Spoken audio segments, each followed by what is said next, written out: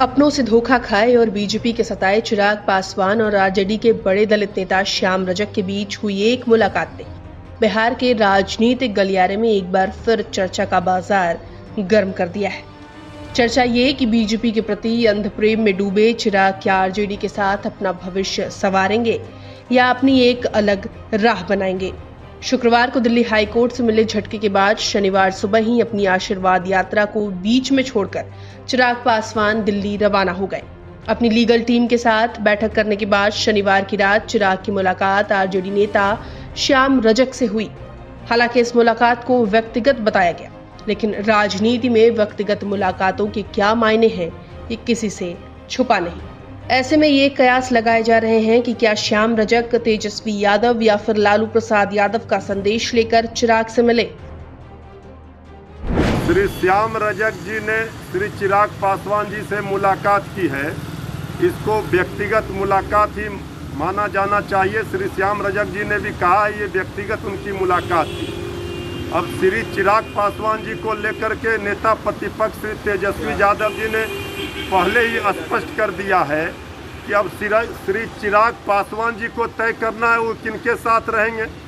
वो महागठबंधन में आना चाहते हैं, उनका स्वागत है, क्योंकि जो संविधान बचाने की, लोकतंत्र बचाने की लड़ाई लड़ रहे हैं उसके साथ आएंगे, या फिर जो लोग जिनके कारण आज संविधान खतरे में है, लोकतंत्र खतरे में है, जिन लोगों ने स्वर्गीय रामविलास पासवान जी के बंगले में आग लगाई है, ये उनके साथ रहेंगे। ये तय करना है श्री चिराग पासवान जी को, जिनका वो हनुमान बता रहे थे। कलयुग के राम ने हनुमान के बंगले में ही आग लगाई है बीजेपी जेडीयू ने।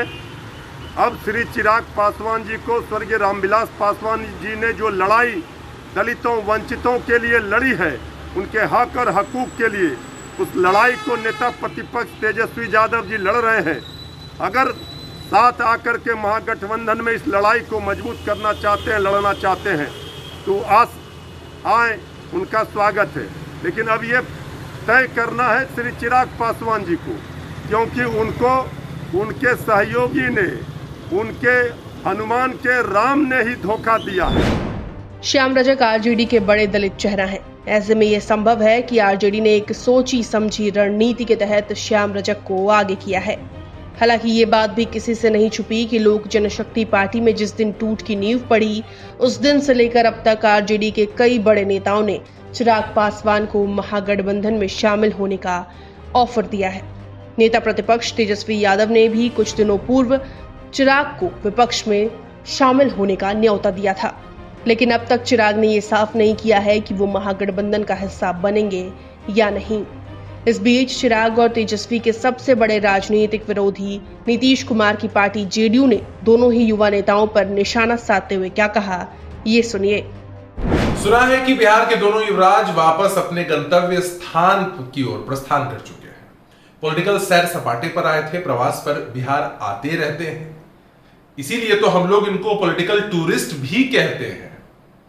एक ने पश्चाताप यात्रा के बजाय आशीर्वाद यात्रा निकाली और दूसरे महाशय के क्षेत्र की जनता के द्वारा लापता विधायक के पोस्टर्स लगने के बाद वो क्षेत्र आकर नाव पर ही सैर सपाटा कर लेते हैं और भ्रम की स्थिति फैलाने वाली बयानबाजी करते हैं, एक से एक अनर्गल प्रलाप करते हैं।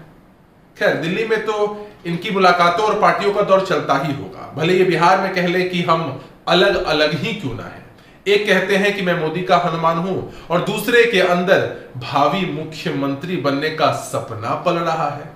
खैर, बिहार की जनता अच्छे से समझ चुकी है कि इन दोनों युवराज के बीच का ये रिश्ता क्या कहलाता है, और यही कारण है कि बिहार की जनता ने इन दोनों को अपना आशीर्वाद कभी नहीं दिया है और आगे भी नहीं देगा। चिराग पासवान ने फिलहाल महागठबंधन को ग्रीन सिग्नल भले न दिया हो, लेकिन एक बात तो साफ है कि जेडीयू और बीजेपी के तल्ख होते रवैये को देखते हुए चिराग किसी न किसी निष्कर्ष पर जल्द पहुंचेंगे।